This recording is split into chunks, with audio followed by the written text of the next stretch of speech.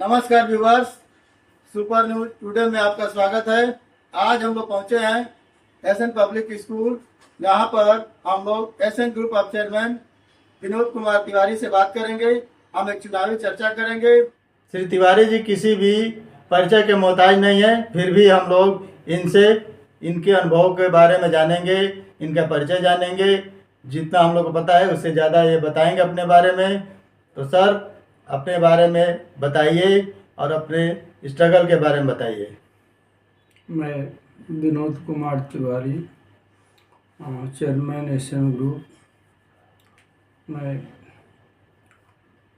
SN public school का संचालन आज से लगभग 20 वर्ष पहले मैंने प्रारंभ किया था और मैंने इससे भी पहले 2 रुपये 4 रुपये पर ट्यूशन करके और इस शिक्षण संस्थान में आने का काम किया।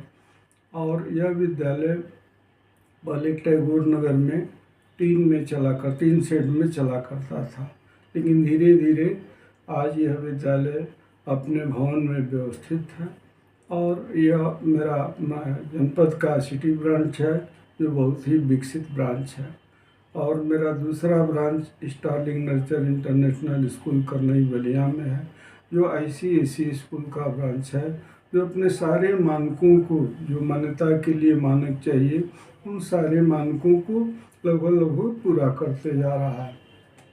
उम्मीद है कि हमारे दोनों ब्रांच 700 माह में मान्यता भी इन्हें मिल जानी चाहिए। स्टार्लिंग नर्चर को ICSE बोर्ड की मान्यता लेने के प्रयास में है। ये विद्यालय आपका मतलब कितने दिनों से चल रहा है? ये विद्यालय लगभग 2008 में हमने शुरू किया था और तब से आवाज़गत से चल रहा है। यह विद्यालय CBSE के लिए जाना जाता है। 12वीं तक कक्षाएं इसमें संचालित होती है।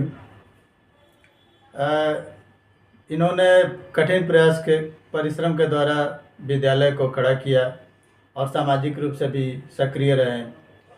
अब राजनीतिक रूप से भी सक्रिय हैं, तो राजनीति के बारे में हम इनसे बात करेंगे कि राजनीति में आने की इनकी प्रेरणा कब हुई, क्यों हुई और आगे ये क्या उम्मीद करते हैं, क्या करना चाहते हैं, बताइए सर। मैं राजनीति में लगभग 2 साल से सक्रिय हूँ और मैं राजनीति में सक्रिय होने का कारण यह है कि सामाजिक हम लोग कार्यकर्ता हैं और चाहते हैं कि समाज में किस तरह से समाज के लोगों के जो मैले कुचले वंचित असहाय हैं उनकी मदद की जाए। तो हमें लगा कि इसके लिए राजनीतिक मंच की आवश्यकता है, किसी न किसी सहयोग की ज़रूरत है और वर्तमान युग में मैं उन सहयोग के लिए ही राजनीति से लगाव रखता हूँ या रुचि रखता हूँ और मैं चाहता हूँ कि जनपद का विकास हो और इसके विकास में जितना भी सहयोग हो सके और वो सहयोग किया जाए। हम लोग विद्यालय में बच्चों को निःशुल्क शिक्षा भी देते हैं, जो अच्छे और मेधावी छात्र हैं उनके लिए कोई फीस नहीं ली जाती है। इन्होंने दूसरे के दुख को देखकर राजनीतिक क्षेत्र में आने का प्रयास किया, क्योंकि वहाँ से इनको एक नज़रिया मिलता है, एक रास्ता मिलता है जिससे किसी का हेल्प कर सकते हैं, किसी की सहायता कर सकते हैं और समाज को एक नई बुलंदी की तरफ, नई ऊंचाई की तरफ ले जा सकते हैं। तो सर, ये आज के वर्तमान राजनीतिक माहौल को आप कैसे देखते हैं, ये बताइए। आज का वर्तमान का राजनीतिक माहौल जो है वो बड़ा ही उथल पुथल वाला है, लेकिन तमाम चीज़ों के बावजूद भी हम लोगों को राजनीति के इस माहौल में, राजनीतिक माहौल में तो लगना ही पड़ेगा और लग कर के किस तरह से आम पब्लिक का उद्धार हो, वो प्रयास हम लोगों को करना पड़ेगा। देख रहे हैं कि वर्तमान समय में हमारी जो राजनीतिक पार्टियां हैं उनमें कुछ पार्टियां तो बहुत ही अच्छी हैं, जिनके कार्यकाल भी बहुत अच्छे हो रहे हैं, चाहे वो केंद्र में हो चाहे वो प्रदेश में हो। तो इसके लिए हम उन पार्टियों को साधुवाद भी देना चाहेंगे। क्योंकि बीजेपी के सदस्य हैं तो ये जो है सर, ये बताइए, आप तो बीजेपी के सदस्य हैं, भारतीय जनता पार्टी का रोल जो है यूपी में किस तरह का है, ये बताइए। सर, भारतीय जनता पार्टी का रोल यूपी के अंतर्गत बहुत ही बढ़िया कहा जाएगा, क्योंकि जब से आदित्यनाथ जोगी ने कार्यभार संभाला है तो हमारे मुख्यमंत्री ने सबसे पहले महिलाओं की जो सुरक्षा है उसको लेकर के काफ़ी सक्रियता दिखाई है। और इसमें कोई दो मत नहीं, ये आज हमारी महिलाएं, बहन, बेटियां, ये सारे स्वतंत्र होकर के दिन तो दिन रात में भी कहीं जाने आने में इन्हें कोई परेशानी नहीं हो रही है। लिहाजा वो भी एक अच्छा वातावरण उनको मिल रहा है सुरक्षा का। और वो बहनें और बेटियां जो हैं वो चाहती हैं कि इसी तरह की प्रशासनिक व्यवस्था बनी रहे और हमारे जो जोगी जी की सरकार है ये लंबे समय तक टिकाऊ रहे। चुनावी माहौल है तो हम लोग बलिया की बात करेंगे कि बलिया का विकास कैसे हो, यहाँ पर किस प्रकार के सांसद की आवश्यकता है और उसकी प्राथमिकताएं क्या होनी चाहिए। एक सांसद को की क्या प्राथमिकताएं हैं, सर आप बताइए, एक सांसद की क्या प्राथमिकताएं हैं। सर, सांसद तो वही है जो जन जन के साथ कंधे में कंधे मिला के चलता हो, पहली तो उसकी ये प्राथमिकता हो। दूसरी प्राथमिकता यह है कि आम पब्लिक के दुख सुख में वो सहयोग करता हो। तीसरी प्राथमिकता यह है कि जब भी पब्लिक उसको याद करे तो निश्चित रूप से वो सहभाग करे उसके सुख में, दुख में, उसके शादी में, विवाह में, अच्छे में, बुरे में। उसी को हम एक सफल सांसद कह सकते हैं। और ये तमाम गुण हमको लगता है कि चंद्रशेखर जी से लेकर के माननीय नीरज शेखर जी के अंदर ये सारे गुण मिलेंगे जो जन जन में लोगों के लोकप्रिय होते जा रहे हैं। और हम सभी चाहते हैं कि एक बार बलिया का प्रतिनिधित्व पुनः नीरज शेखर के हाथों में दिया जाए। आपको क्या लगता है रिजल्ट कैसा होगा, बलिया का रिजल्ट क्या होगा?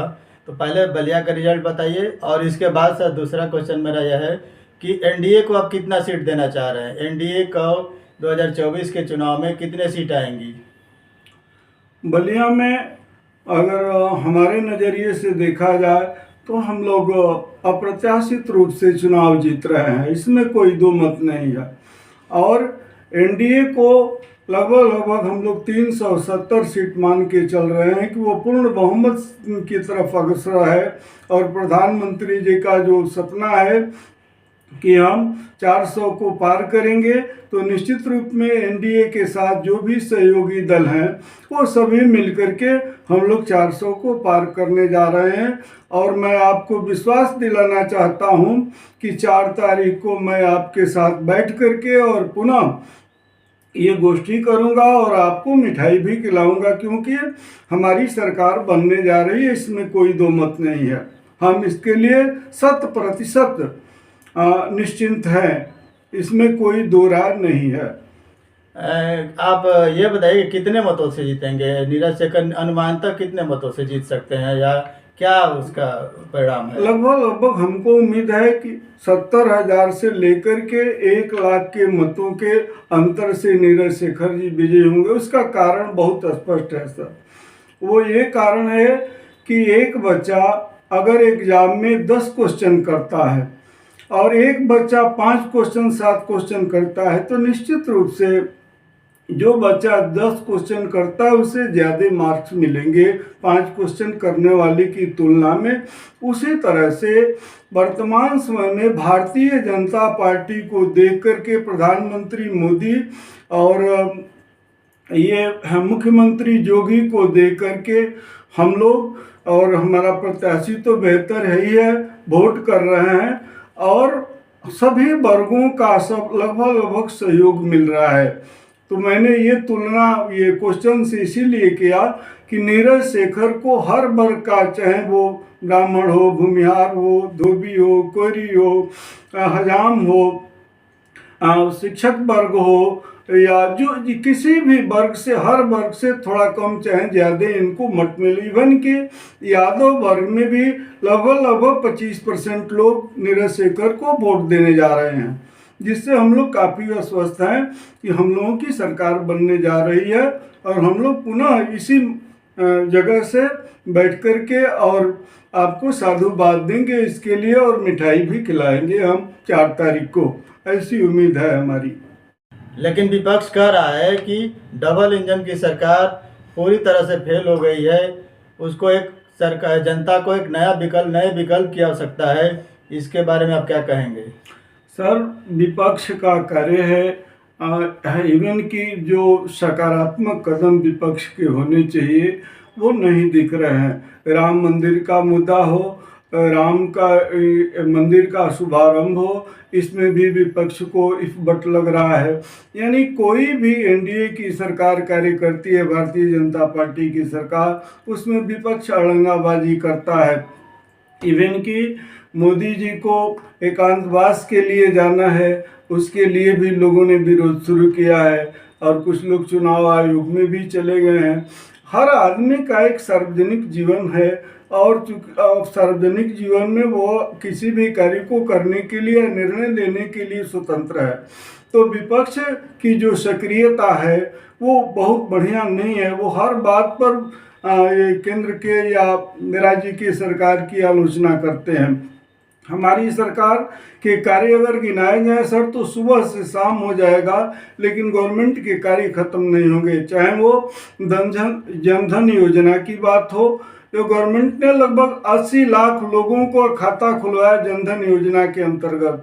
चाहे वो नल से जल की बात हो, चाहे वो घर घर में रसोई गैस की बात हो, जिससे हमारे पहले के ज़माने में महिलाएं ये धुआं में उनको काफ़ी परेशानी होती थी, आज उन्हें सुकून हो रहा है। जिसके सर पर छत नहीं था, हमारी गवर्नमेंट ने उनके सर पर छत देने का कार्य किया। सर, सबसे तो ज़रूरी है कि गृह सुख जो है सबसे बड़ा सुख होता है, वो हमारी गवर्नमेंट ने किया है। सबके बहन और बेटियों के लिए, जिनको सुबह और शाम ही केवल घर से बाहर निकलती थी शौच के लिए, आज उनको शौचालय की व्यवस्था गवर्नमेंट ने किया है कि वो किसी भी समय जा कर के और शौचालय का उपयोग कर सकती हैं।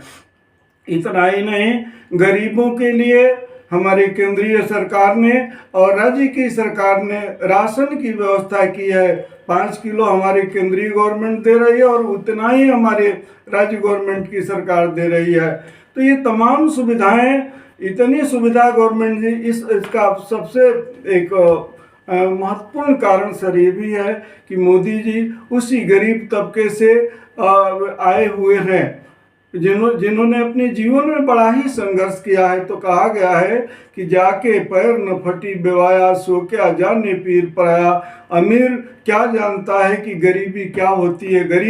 गरीबी की परिभाषा तो एक गरीब ही बता सकता है। तो निश्चित रूप से मोदी जी उस माने में सबसे आगे हैं और उन्होंने जीवन में संघर्ष किया है। एक चाय बेच करके, चाय बेचने वाला और भारत का प्रधानमंत्री हो जाए। लोग कहा करते थे कि केवल ब्राह्मण परिवार ही इस देश को चलाएगा, लेकिन इसमें कोई दो मत नहीं कि आज मोदी जी ने उन सारे संदेहों को तोड़ दिया और ये बता दिया कि इस देश में चाहे किसी भी जाति का आदमी हो, अगर योग्य है तो कुशल प्रशासक होगा और बढ़िया शासन करेगा। सर, ये जैसे आप कह रहे हैं कि सरकार फ्री में अनाज दे रही है, तो फ्री में अनाज देकर तो नौजवान चाहे किसी को भी एक क्या कहे कि ऐसा बना रही है कि वो आगे कुछ कार्य ही नहीं कर पाएगा, वो फ्री के चक्कर में ही रह जाएगा। तो सरकार ऐसा क्यों कर रही है कि फ्री में अनाज दे रही है तो लोग अपना कार्य भूलकर केवल अनाज पर रहना चाह रहे हैं? सर, कोरोना काल में हमारी सरकार ने यह कदम उठाया था जिस समय लोगों के खाने पीने रहने सारी असुविधाएं थी और फ्री में या जो भी जनता को सहयोग गवर्नमेंट के द्वारा दिया जा रहा है, ऐसा नहीं है कि सहयोग पाने से जनता निकम्मी हो जाएगी। जनता के अंदर सूझ है, बूझ है, और जनता अपने सूझबूझ से बड़ा ही अच्छा महसूस कर रही है। और यही नहीं, किसानों को जन धन योजना के अंतर्गत किसानों को भी गवर्नमेंट ने किसान सम्मान निधि दिया है, जिसके वो भी पानी की व्यवस्था, खाद की व्यवस्था, बीज की व्यवस्था वो आसानी से कर सकते हैं सर। तो ये गवर्नमेंट हम ये कहना चाहते हैं बाकी विरोधी या विपक्ष के लोगों से कि और भी सरकारों के अंदर अधीन तो ये राशन हुआ करता था, ये पैसा हुआ करता था, लेकिन किसी ने न गरीब की चिंता की, न किसी ने मजदूर की चिंता की, न किसी ने बेरोजगार की चिंता की। हमारी गवर्नमेंट राहुल गांधी तो महिलाओं को 1 लाख रुपया 1 वर्ष में देने के लिए कह रहे हैं। सर, राहुल गांधी को तो हमारे समझ में नहीं आता है कि राहुल गांधी बोलते क्या है। जो आदमी आलू से सोना उत्पन्न कर सकता है, वो तो 1 लाख, 2 लाख, 4 लाख घोषणा कुछ भी कर सकता है, इसलिए कि वो जानते हैं कि हमें दूर दूर तक सत्ता में नहीं आना है। तो सत्ता में नहीं आने वाला तो कोई भी घोषणा कर सकता है। सर, मान लीजिए कि आपकी सरकार न बन पाए या यहाँ पर आप लोग नहीं जीत पाए, किसी कारणवश कोई भी उसका कारण हो, तो इसके बाद आप क्या करेंगे? सर, सबसे पहले तो मैं आपको ये विश्वास दिलाना चाहता हूँ, मैं आश्वस्त हूँ कि हम सरकार बनाने जा रहे हैं, हमारी पार्टी सरकार बनाने जा रही है, इसमें कोई दो मत नहीं है सर। और इवन कि हमारा विरोधी देश पाकिस्तान और चीन भी ये एनालिसिस करने में लगा हुआ है कि पुनः मोदी की सरकार आ रही है। तो इसमें सर कोई दो मत नहीं है, हम पुनः सरकार बनाने जा रहे हैं। पूरी तरह से आश्वस्त हैं क्या? बिल्कुल बिल्कुल सर, इसमें 110% मैं आपको विश्वास दिलाना चाहता हूं कि पुनः भारतीय जनता पार्टी की सरकार बन रही है और प्रधानमंत्री मोदी ही उसका नेतृत्व करेंगे सर। यदि नहीं बन पाए तब क्या? नहीं सर, इसमें कोई दो राय नहीं है। अब मैं आशा ही नहीं बल्कि पूरे विश्वास से आपको कहना चाहता हूं कि हम सरकार बनाने जा रहे हैं, हमारी पार्टी भारतीय जनता पार्टी सरकार बनाने जा रही है। 110% आप उनको आश्वस्त करते हैं इसके लिए। एक बार और हम लोग बलिया के बारे में एक क्वेश्चन पूछ लें कि यदि आपका सांसद जीतता है तो उसकी क्या प्राथमिकता होगी? 5 ऐसे कार्य जो तुरंत करे वो।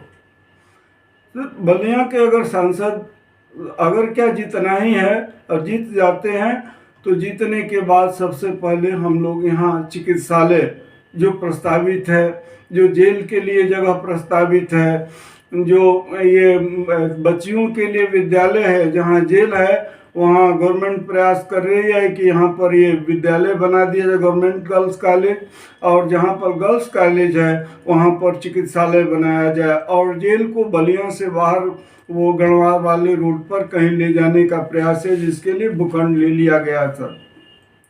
और हमारी सरकार एक और भी सुविधा की है कि जो गरीब और असहाय बच्चे बलिया के बारे में बताइए। बलिया में एक तो आप बता रहे हैं कि मेडिकल कॉलेज वो तो योगी जी कर चुके हैं, प्रस्तावित कर चुके हैं, लेकिन अभी तक नहीं बना।